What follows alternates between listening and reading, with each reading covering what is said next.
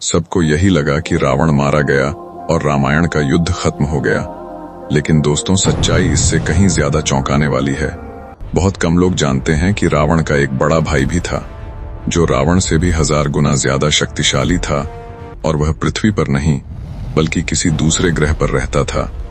जब उसे पता चला कि उसके भाई रावण का भगवान श्री राम ने वध कर दिया है, तो उसने आसमान से बाणों की वर्षा कर दी और भगवान श्री राम, लक्ष्मण जी और वानर सेना के महान योद्धाओं तक को मूर्छित कर दिया था। आगे क्या हुआ, ये पूरी कहानी हम इस वीडियो में आगे जानेंगे। और सुनिए, कई प्राचीन कथाओं में यह भी कहा गया है कि माता सीता रावण की पुत्री थीं, इसीलिए रावण ने उन्हें कभी छुआ नहीं था। आप ये तो जानते ही होंगे कि माता सीता का जन्म राजा जनक को खेत में मिले मिट्टी के घड़े से हुआ था, लेकिन वो घड़ा जमीन में आया कैसे? इसकी पूरी कहानी जानकर आप अचंभित रह जाएंगे। और क्या आपको पता है कि माता कैकेयी ने भगवान राम के लिए सिर्फ 14 वर्ष का ही वनवास क्यों मांगा था? 14 से 1 वर्ष भी कम या ज्यादा क्यों नहीं? और राजा दशरथ जी को उनकी बात क्यों मानना पड़ा? मना क्यों नहीं किया? 14 साल के वनवास के पीछे एक गहरा और रहस्यमय कारण छुपा है, जो बहुत कम लोग जानते हैं, लेकिन आज आपको पूरी कहानी पता चल जाएगी। बहुत सारे लोग सोचते हैं कि हनुमान जी ने कभी विवाह नहीं किया था, लेकिन यह सच नहीं है।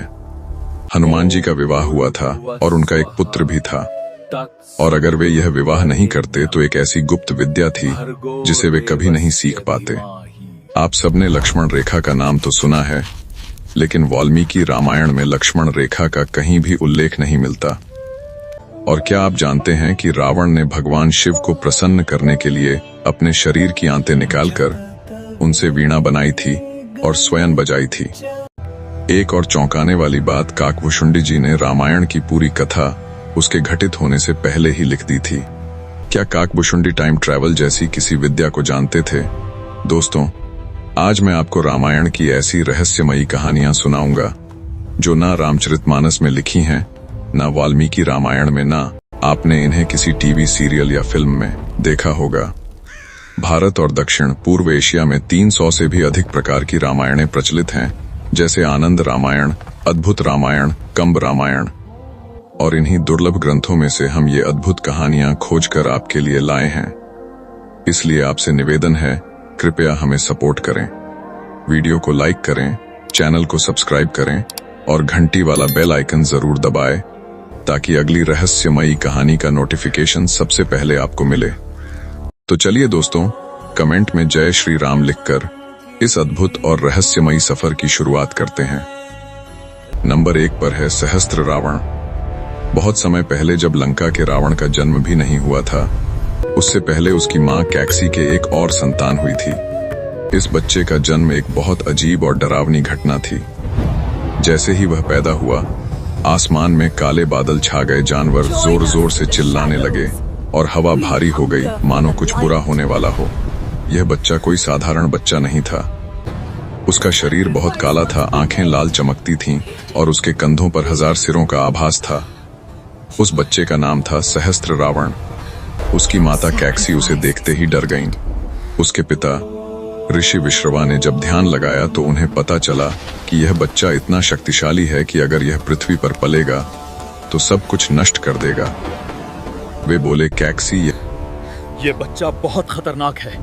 अगर ये ऐसे ही जिंदा रहा तो इसकी शक्ति सब कुछ नष्ट कर देगी। पृथ्वी पर उपस्थित जीवों के साथ साथ हमें भी खा लेकिन जाएगा। कैकसी माँ थी, वह उसे मार नहीं सकती थी, पर उसे अपने पास रखना भी संभव नहीं था।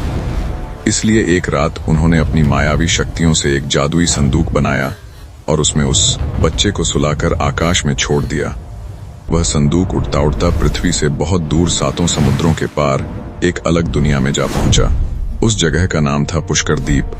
पुष्कर द्वीप कोई सामान्य जगह नहीं थी। वहां का आकाश लाल और बैंगनी था, पेड़ काले और लोहे जैसे कठोर थे, हवा में अजीब सी बदबू थी। वहां उड़ने वाले सर्प, 3 सिर वाले गिद्ध और चट्टान चबा लेने वाले कीड़े रहते थे। इसी जगह यह बच्चा बड़ा हुआ। उसे सिखाने वाला कोई नहीं था, न पिता, न मां, न कोई गुरु। उसे सब कुछ खुद सीखना पड़ा। भूखे जानवरों से बचना, उनसे लड़ना, जहरीले फलों से शरीर को मजबूत बनाना, और हर दिन के साथ वह और शक्तिशाली होता गया। धीरे धीरे उसने उस पूरी जगह के सभी राक्षसों को हरा दिया और खुद उनका राजा बन गया। समय बीतता गया। एक दिन उसे पता चला कि उसका छोटा भाई लंका का रावण बहुत शक्तिशाली हो चुका है और देवताओं को परेशान कर रहा है। यह सुनकर सहस्त्र रावण को जलन हुई। उसने सोचा, अगर मेरे भाई के सिर हैं और वह प्रसिद्ध है तो मैं, जिसके 1000 सिर हैं, उससे भी अधिक शक्तिशाली क्यों न बनूं? उसने कठिन तपस्या शुरू की। हजारों वर्षों तक एक पैर पर खड़ा रहा। अपने शरीर का मांस अग्नि को अर्पित किया। उसकी तपस्या से तीनों लोग कांप उठे। आखिरकार भगवान ब्रह्मा प्रकट हुए और बोले, बताओ तुम क्या चाहते हो? सहस्त्र रावण बोला, मुझे ऐसा वरदान दीजिए कि मुझे कोई देवता, कोई दानव, कोई मानव, कोई पुरुष कभी न मार सके। ब्रह्मा जी ने तथास्तु कहा और चले गए। पर सहस्त्र रावण ने एक भारी भूल कर दी थी। वह स्त्री को कमजोर समझकर अपने वरदान में शामिल करना भूल गया। बहुत समय बाद भगवान श्री राम ने लंका पर विजय पाई। रावण मारा गया। अयोध्या में उत्सव मनाया गया। एक दिन कई ऋषि श्री राम की सभा में आए और बोले, प्रभु अब आपकी बराबरी का कोई शत्रु नहीं रहा है। यह सुनकर सीता जी हल्का सा मुस्कुराईं। सब चौंक गए। सीता जी बोली, हे प्रभु, रावण तो बहुत छोटा राक्षस था। असली खतरनाक उसका बड़ा भाई है जिसका नाम है सहस्त्र रावण। उसके 1000 सिर हैं और उसकी शक्ति रावण से 1000 गुना अधिक है। जब तक वह जीवित है यह दुनिया सुरक्षित नहीं है। श्री राम का चेहरा गंभीर हो गया। अधर्म का विनाश करना उनका धर्म था। उन्होंने सेना तैयार की सेना के साथ पुष्कर द्वीप के लिए प्रस्थान किया। लंबी यात्रा के बाद वे पुष्कर द्वीप पहुंचे। वहां का वातावरण भय से भरा हुआ था। जैसे ही सेना भूमि पर उतरी, सहस्त्र रावण की राक्षसी सेना उन पर टूट पड़ी। भीषण युद्ध शुरू हो गया। लंबे समय तक संघर्ष चलता रहा। तभी आकाश अंधेरा पड़ गया। एक विशाल रथ उतरा और उसके ऊपर खड़ा था सहस्त्र रावण। उसके 1000 सिर गर्जना कर रहे थे। 2000 हाथों में चमकते अस्त्र। वह बोला, मेरे भाई को मारकर तुम गर्व महसूस करते हो। आओ, अगर दम है तो मुझे हराकर दिखाओ। देखते हैं तुम्हारे पास कितने तीर हैं मेरे 1000 सिरों को काटने के लिए। श्री राम ने धनुष उठाया। अग्निबाण चले, वह पी गया। वायुबाण चले, उसने रोक लिए। नारायणास्त्र तक उसने प्रणाम कर निष्क्रिय कर दिया। आखिरकार भगवान श्री राम ने ब्रह्मास्त्र उठाया। पूरा आकाश चमक उठा। पर सहस्त्र रावण ने उसे हवा में पकड़ लिया और खिलौने की तरह तोड़कर फेंक दिया। फिर उसने एक भयानक बाण छोड़ा जो सीधे भगवान श्री राम की छाती में लगा। वे गिर पड़े। लक्ष्मण भी गिर पड़े। सेना टूट गई। सभी वीर योद्धा रणभूमि में मूर्छित हो गए। अब केवल सहस्त्र रावण की हंसी रणभूमि में गूंज रही थी। जब सीता जी ने यह देखा, उन्हें याद आया, उसे कोई भी पुरुष नहीं मार सकता, केवल स्त्री ही उसे मार सकती है। उसी क्षण उनके भीतर की आदिशक्ति जाग उठी। उनका रूप बदलने लगा। आंखें लाल, शरीर काला, बाल खुले उड़ने लगे, गले में मुंडों की माला, अनेक हाथ, और वे बन गईं महाकाली। असहस्त्र रावण कांप उठा। उसने अस्त्र छोड़े पर महाकाली ने पत्तों की तरह उड़ा दिए। एक छलांग में वे उसके रथ पर पहुंची और अपनी तलवार से उसके 1000 सिर एक ही क्षण में काट दिए। सहस्त्र रावण गिर पड़ा। दुनिया का सबसे बड़ा दैत्य मर चुका था, लेकिन काली का क्रोध शांत नहीं हुआ। वे तांडव करने लगीं। धरती कांपने लगी। देवता डर गए। देवताओं ने भगवान श्री राम को जगाया। श्री राम ने काली का रूप देखा और पहचान लिया, ये उनकी प्रिय सीता ही हैं। उन्होंने हाथ जोड़कर माता काली की स्तुति की। श्री राम के प्रेम भरे शब्दों से काली शांत हुईं। उनका रूप धीरे धीरे समाप्त हुआ और वे फिर से शांत, सौम्य सीता बन गईं। इस प्रकार सहस्त्र रावण का अंत हुआ और यह सिद्ध हुआ कि भगवान श्री राम शक्तिमान हैं, पर शक्ति के बिना अधूरे हैं, और वह शक्ति है माता सीता। दोस्तों, यह कहानी वाल्मीकि रामायण और रामचरितमानस में नहीं है। यह कथा अद्भुत रामायण और आनंद रामायण में दी गई है। नंबर 2 पर है हनुमान जी का विवाह। बहुत समय पहले की बात है, जब हनुमान जी अभी जवान थे और हर चीज जानने की इच्छा रखते थे। वे दुनिया को समझना चाहते थे, वेदों को सीखना चाहते थे, मंत्रों का अर्थ जानना चाहते थे, और सबसे ज्यादा वे यह चाहते थे कि जब समय आए तो वे भगवान श्री राम की सेवा सबसे सही और सबसे सुंदर तरीके से कर सकें। बचपन से ही उनकी बुद्धि तेज थी और मन बहुत पवित्र। जब उन्होंने सूर्य को फल समझकर पकड़ने की कोशिश की थी, तब भी वह जिज्ञासा ही थी, जानने की, समझने की, सीखने की। उन्हें लगा कि अगर उन्हें सच्चा ज्ञान चाहिए तो उन्हें सबसे महान गुरु के पास जाना चाहिए। पर सबसे महान गुरु कौन होगा? वही जो पूरे संसार में प्रकाश फैलाता है, यानी सूर्य देव। हनुमान जी सूर्यलोक पहुंचे और बहुत विनम्रता से सूर्य देव से बोले कि वे उनके शिष्य बनना चाहते हैं। सूर्य देव मुस्कुराए। उन्होंने कहा कि वे शिक्षा देना तो चाहते हैं, लेकिन एक समस्या है, वे कभी रुकते नहीं। अगर वे रुक गए तो पूरी दुनिया अंधेरे में डूब जाएगी। तो ऐसे में वे चलते चलते कैसे पढ़ाएंगे और हनुमान चलते चलते कैसे सीखेंगे? तब हनुमान जी ने बिना झिझक कहा, गुरुदेव, मैं भी आपके सामने उड़ते हुए चलती हवा में सीख सकता हूं। सूर्यदेव उनके उत्साह और निष्ठा से बहुत प्रसन्न हुए और फिर शुरू हुआ संसार का सबसे अद्भुत गुरुकुल, जहां गुरु और शिष्य दोनों आकाश में उड़ते हुए चल चल कर शिक्षा देते और लेते थे। समय बीतता गया। हनुमान जी ने वेद, उपनिषद, मंत्र, दर्शन और 5 व्याकरण बहुत जल्द सीख लिए। लेकिन जब शिक्षा का अंतिम चरण बचा 4 और व्याकरण, जिन्हें सीखकर ही कोई पूर्ण विद्वान बनता है, तभी सूर्यदेव अचानक रुक गए। उन्होंने धीरे से कहा, हनुमान, आगे की ये 4 विद्याएं सामान्य नहीं हैं। इनके लिए शास्त्रों में एक नियम है। यह ज्ञान केवल उसे दिया जा सकता है जिसने विवाह करके गृहस्थ आश्रम में प्रवेश किया हो। किसी ब्रह्मचारी को यह शिक्षा नहीं दी जा सकती। यह सुनकर हनुमान जी के मन में तूफान उठ गया। वे जन्म से निष्ठावान ब्रह्मचारी थे। उन्होंने मन, वचन और कर्म से कभी विवाह न करने का व्रत लिया था। लेकिन अगर वे विवाह न करें तो ज्ञान अधूरा रह जाएगा, और यदि ज्ञान अधूरा रह जाए तो श्री राम के कार्य में वे अपना पूर्ण योगदान नहीं दे पाएंगे। उनके मन में गहरी चिंता उतर आई। सूर्यदेव ने यह सब समझ लिया। उन्होंने कहा, हनुमान, तुम्हें अपना व्रत तोड़ने की आवश्यकता नहीं है। उन्होंने बताया कि वे अपनी तेजस्वी किरणों से एक कन्या उत्पन्न करेंगे, एक ऐसी कन्या जो किसी स्त्री के गर्भ से नहीं बल्कि शुद्ध प्रकाश से जन्म लेगी। उसका शरीर रक्तमांस का नहीं होगा बल्कि सूरज की रोशनी से बना होगा। वह कामना रहित होगी, तपस्विनी होगी, और उसके भीतर न किसी भौतिक इच्छा का भाव, न गृहस्थ जीवन की चाह। सूर्यदेव ने कहा, इस कन्या का नाम होगा सुवर्चला। वह जन्म से ही वैराग्य में डूबी रहेगी। यदि तुम उससे विवाह कर लो तो शास्त्र का नियम भी पूरा हो जाएगा और तुम्हारा ब्रह्मचर्य भी अक्षुण्ण रहेगा, क्योंकि यह विवाह न मोह का होगा न इच्छा का, यह केवल धर्म और ज्ञान के लिए होगा। हनुमान जी समझ गए, यह विवाह कोई बंधन नहीं बल्कि पूर्ण ज्ञान की सीढ़ी है।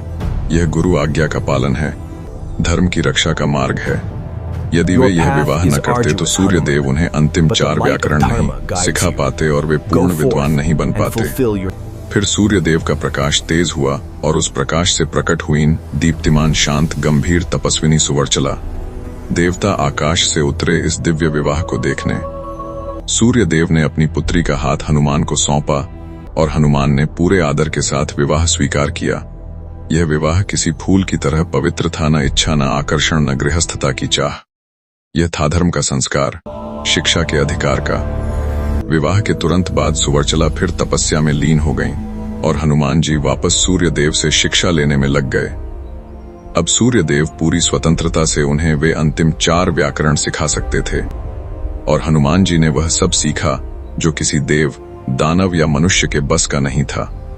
वे 9 व्याकरणों के महाज्ञाता बने, और यही ज्ञान उन्हें श्री राम के सबसे बुद्धिमान, सबसे चतुर और सबसे योग्य दूत के रूप में प्रतिष्ठित करता है। यदि हनुमान जी भक्त हो तो कमेंट में सच्चे दिल से जय बालाजी जरूर लिखें। नंबर 3, भगवान श्री राम को 14 वर्ष का ही वनवास क्यों दिया गया था? 14 से कम या ज्यादा क्यों नहीं? बहुत समय पहले अयोध्या में जब कैकेयी ने भगवान श्री राम को वनवास भेजने की बात कही तो उसने यूं ही कोई संख्या नहीं बोली थी।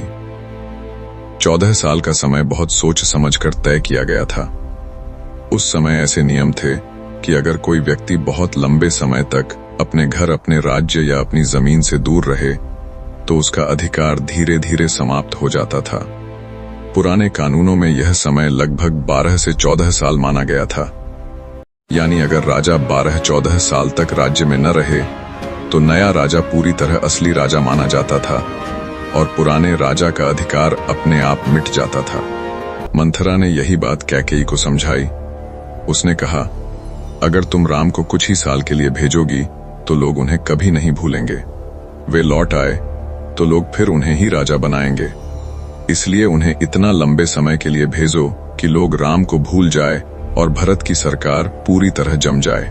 अब सवाल आता है 14 ही क्यों, 13 क्यों नहीं, 15 क्यों नहीं? इसका उत्तर बहुत सरल है। 12 साल वह न्यूनतम समय था जिसके बाद किसी के अधिकार खत्म माने जाते थे। लेकिन 12 वर्षों में लोग यह बहस कर सकते थे कि समय पूरा हुआ या नहीं।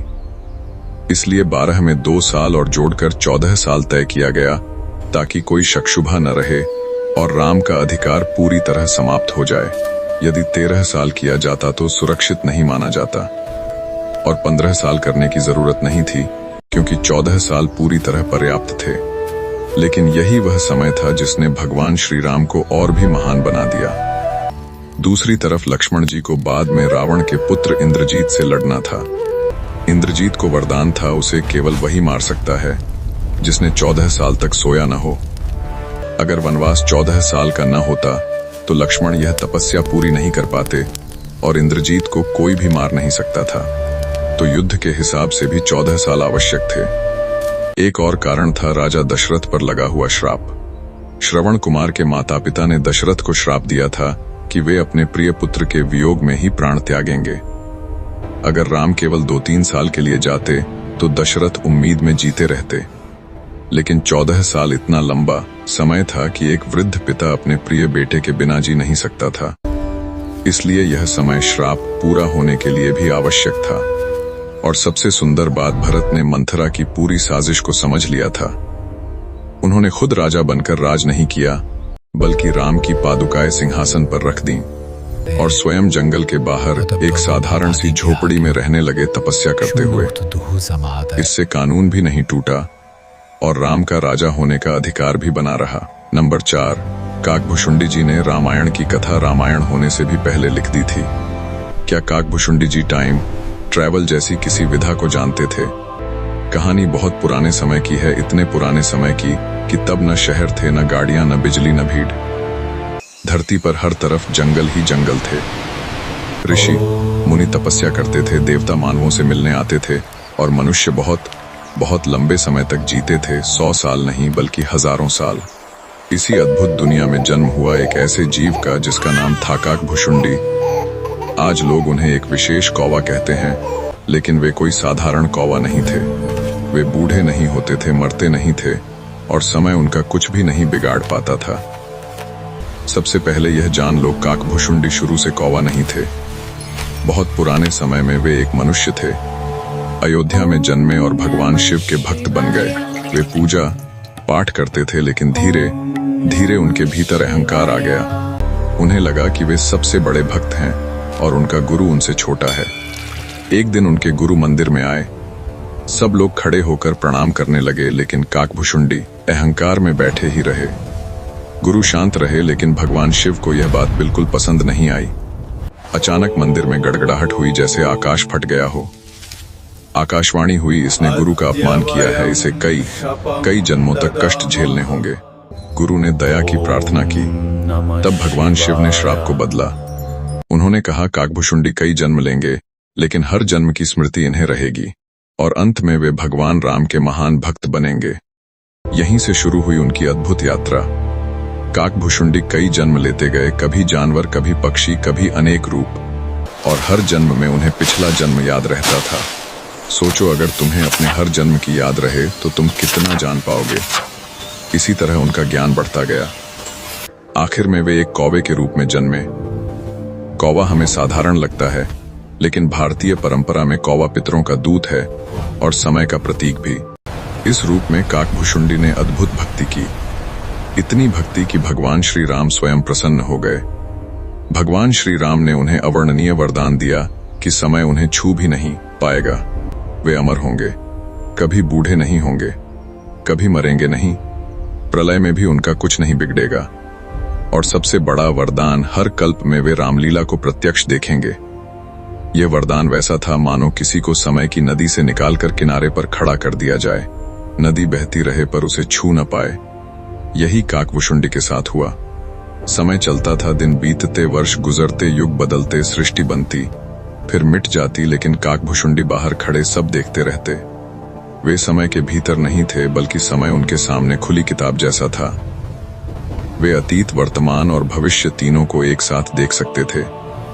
यानी वे सिर्फ कौवा नहीं, समय के प्रहरी बन चुके थे। अब आता है कहानी का सबसे महत्वपूर्ण भाग। काकभुशुंडी जी रामायण को बहुत पहले से जानते थे, लेकिन कैसे?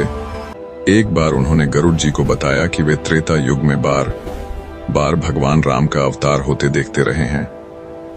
हर बार जब त्रेता आता, राम अयोध्या में जन्म लेते। काकभुशुंडी वहां जाते, राम का जन्मोत्सव देखते, उनकी बाल लीलाएं देखते और फिर अपने आश्रम लौट आते। यह एक बार नहीं, असंख्य बार हुआ था।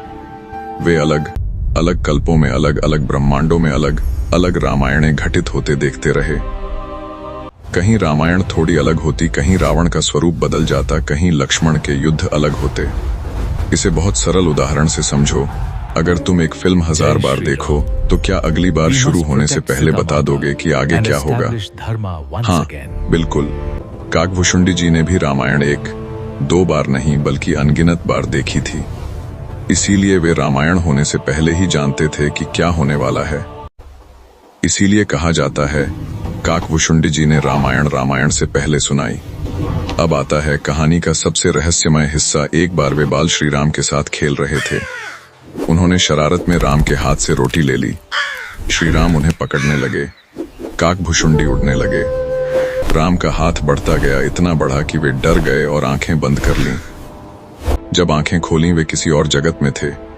वे राम के मुख के भीतर पहुंच चुके थे और वहां उन्होंने जो देखा वह मानव कल्पना से भी परे था। लाखों करोड़ों ब्रह्मांड, हर ब्रह्मांड में सूरज, चांद, नदियां, पहाड़, हर ब्रह्मांड में अयोध्या, और हर अयोध्या में उन्होंने स्वयं को देखा, कभी कथा सुनाते हुए, कभी भक्ति में लीन, कभी कई पृथ्वियों पर घूमते हुए।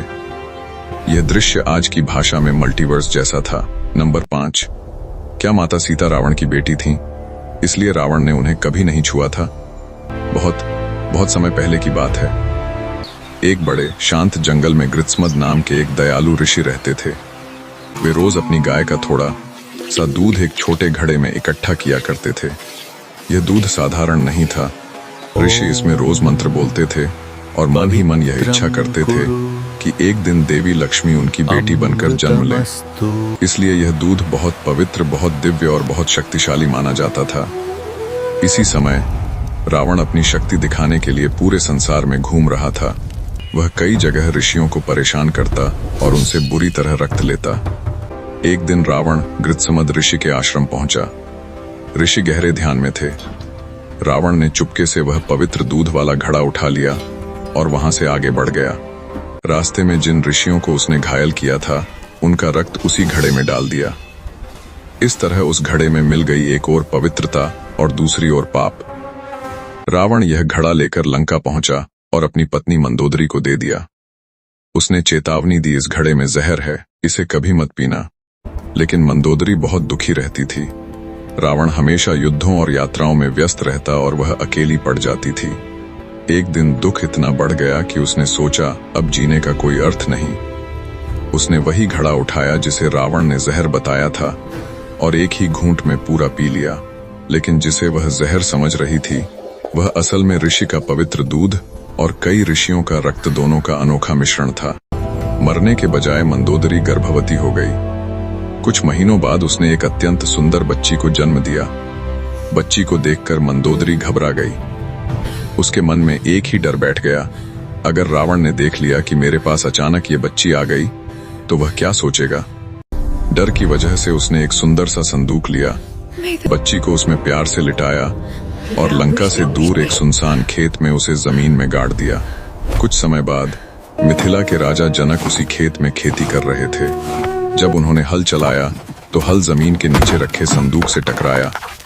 आश्चर्यचकित होकर उन्होंने जमीन खोदी और वह संदूक बाहर निकाला। जब उन्होंने संदूक खोला तो भीतर एक चमकती सी प्यारी सी बच्ची मुस्कुरा रही थी। राजा जनक अत्यंत प्रसन्न हुए। उन्हें लगा धरती माँ ने स्वयं यह बच्ची उन्हें भेंट की है। वे बच्ची को महल ले आए और उसका नाम रखा सीता। फिर उन्होंने उसे अपनी सगी बेटी की तरह पाला पोसा। इस तरह इस प्राचीन कथा के अनुसार माता सीता का जन्म रावण और मंदोदरी के घर हुआ, लेकिन उन्हें जनक ने अपनी बेटी बनाकर बड़ा किया। इसी कारण कुछ कथाओं में माता सीता को रावण की बेटी कहा गया है। जबकि वाल्मीकि रामायण में वे धरती से उत्पन्न भूमिजा अर्थात धरती की पुत्री कही गई हैं। नंबर 6, वाल्मीकि जी से पहले हनुमान जी ने एक रामायण लिखी थी। बहुत पुराने समय की बात है, जब राम और रावण का युद्ध हो चुका था, रावण मारा जा चुका था, सीता जी वापस आ गई थीं और अयोध्या में राम राज्य चल रहा था। सब और खुशी ही खुशी थी, पर हनुमान जी के मन में एक अलग ही भाव चल रहा था। हनुमान जी रोज राम जी की सेवा करते, उनके पास रहते, उनके चरणों में बैठते, पर जब भी अकेले होते तो एक ही बात सोचते, इतने बड़े बड़े काम हुए, इतनी महान लीला हुई, ये सब कहीं समय के साथ खो न जाए। इसे कोई लिख दे ताकि आने वाले लोग भी रामकथा सुन सकें। धीरे धीरे उनके मन में यह संकल्प पक्का हो गया कि वे स्वयं रामकथा लिखेंगे। हनुमान जी विद्वान थे, शास्त्रों के ज्ञाता थे और रामलीला के प्रत्यक्ष साक्षी भी। उन्होंने ठान लिया कि वे अपने देखे सुने के आधार पर अपनी हनुमान रामायण लिखेंगे। वे अयोध्या से राम जी की आज्ञा लेकर हिमालय की ओर चले गए। ऊंचे पहाड़, शांत गुफाएं, चारों ओर सन्नाटा, बस हवा की आवाज और पक्षियों का मधुर स्वर। हनुमान जी ने सोचा यह जगह सबसे अच्छी है, यहीं बैठकर राम जी की कथा लिखी जा सकती है। कागज कलम तो थे नहीं। तब हनुमान जी ने संकल्प किया, जब मेरा शरीर ही प्रभु की सेवा के लिए है तो लेखनी भी मेरे शरीर से ही बनेगी। चट्टानें बन गईं कागज और नाखून बन गए कलम। वे हल्के नहीं लिखते थे, बल्कि अपने नाखूनों से चट्टान पर गहरी गहरी रेखाएं उकेरते थे। धीरे धीरे अक्षर बने, अक्षरों से शब्द और शब्दों से दिव्य श्लोक। लिखते समय हर दृश्य उनके सामने फिर से जीवित हो उठता। राम का वनवास, सीता हरण, समुद्र लांघन, लंका दहन, युद्ध, संजीवनी, सब कुछ। कभी उनकी आंखें भर आती, कभी वे हंस पड़ते, कभी गर्व से सीना चौड़ा हो जाता। कई वर्षों बाद चट्टानों पर उकेरी गई हनुमान रामायण पूर्ण हो गई। यह रामायण अद्भुत थी, भक्ति से भरी, वीरता से ओतप्रोत और अत्यंत सजीव। यह सब तब हुआ जब तक महर्षि वाल्मीकि ने अपनी रामायण लिखनी शुरू भी नहीं की थी। उधर समय बीतते बीतते महर्षि वाल्मीकि को नारद जी ने रामकथा लिखने की प्रेरणा दी। उन्होंने साधना की, ध्यान किया और दिव्य अनुभूति से वाल्मीकि रामायण की रचना की। अब स्थिति यह हुई कि हनुमान की रामायण पत्थरों पर, वाल्मीकि की रामायण पांडुलिपि पर, दोनों अलग अलग रूपों में एक ही समय में धरती पर मौजूद थीं। एक दिन महर्षि वाल्मीकि हिमालय की यात्रा पर निकले। चलते चलते वे उस स्थान पर पहुंचे जहां हनुमान जी ने अपनी रामायण उकेरी थी। उन्होंने दूर से कुछ चट्टानें देखीं जिन पर अजूबे जैसे चिह्न बने थे। पास जाकर देखा, वह चिह्न नहीं, दिव्य अक्षर थे। उन्होंने पढ़ना शुरू किया और वे चौंक गए। अरे, यह तो रामकथा है। और कैसी भाषा, कैसा भाव, कैसी अद्भुत गहराई। एक शिला से दूसरी शिला, फिर तीसरी वे पढ़ते गए। उनके हृदय में आश्चर्य बढ़ता गया। वे सोचने लगे, यह किसने लिखा होगा? यह साधारण कवि नहीं हो सकता। यह तो वही लिख सकता है जो स्वयं राम के साथ रहा हो। पर जैसे जैसे वे पढ़ते गए, उनके भीतर चिंता बढ़ती गई। अगर यह रामायण संसार में आ गई तो लोग इसे पढ़ेंगे, मेरी रामायण कौन पढ़ेगा? मेरी तपस्या, मेरी साधना सब कहीं पीछे न रह जाए। उसी समय हनुमान जी वहां पहुंचे। उन्होंने वाल्मीकि जी को अपनी रामायण पढ़ते देखा। वे विनम्र होकर बोले, मुनिवर, क्या मेरी कथा में कोई दोष है? क्या मैंने कहीं गलती कर दी? बताइए, मैं सुधार दूं। वाल्मीकि जी असहज हो गए। हनुमान जी की सरलता देखकर वे सीधा उत्तर नहीं दे पाए। लेकिन हनुमान जी ने आग्रह किया, आप सच सच कहिए मुनिवर, आपकी बात से ही मैं सीखूंगा। तब वाल्मीकि जी बोले, हनुमान, तुम्हारी रचना में एक भी दोष नहीं है। यह तो अद्भुत है, इतनी सुंदर, इतनी जीवंत कि मेरी रामायण इसके सामने फीकी पड़ सकती है। यदि लोग तुम्हारी रामायण पढ़ेंगे तो मेरी रामायण का क्या होगा?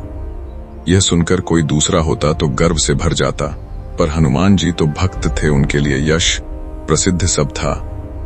वे मुस्कुराए और बोले, मुनिवर, मैंने यह रामायण अपने लिए लिखी थी, संसार के लिए नहीं। यदि इससे आपके मन में जरा सा भी दुख उठ रहा है तो इसका यहाँ होना ही व्यर्थ है। वाल्मीकि चौंक गए। नहीं नहीं, ऐसा मत करो। लेकिन हनुमान बोले, आप मेरे से बड़े हैं। यदि मेरी रचना आपके कार्य में बाधा बने तो इसका कोई मूल्य नहीं है। दुनिया आपकी रामायण से ही राम जी को जाने, यही शुभ है। और इतना कहकर हनुमान जी अपने विशाल रूप में आए और एक एक करके सब पत्थर उखाड़ने लगे। वाल्मीकि जी घबराकर बोले, हनुमान, कुछ तो रहने दो, पर हनुमान बोले, मुनिवर राम मेरे हृदय में है। मेरी रचना मिट जाए पर प्रभु का नाम कभी नहीं मिटेगा। उन्होंने सारी शिलाएं उठाकर नदियों में, समुद्र में बहा दी। वाल्मीकि जी की आंखों से आंसू बह निकले। वे बोले, हनुमान, यह साधारण त्याग नहीं है। तुमने अपनी महान रचना मेरे सम्मान के लिए मिटा दी। मैं इसका ऋण कभी नहीं चुका सकूंगा। कहते हैं उसी क्षण वाल्मीकि जी ने मन में संकल्प लिया, आज हनुमान ने मेरे लिए अपनी रामायण मिटा दी है। एक दिन आएगा जब मैं उनके नाम को इतनी महिमा दूंगा कि प्रत्येक घर में राम के साथ हनुमान का नाम भी गूंजेगा।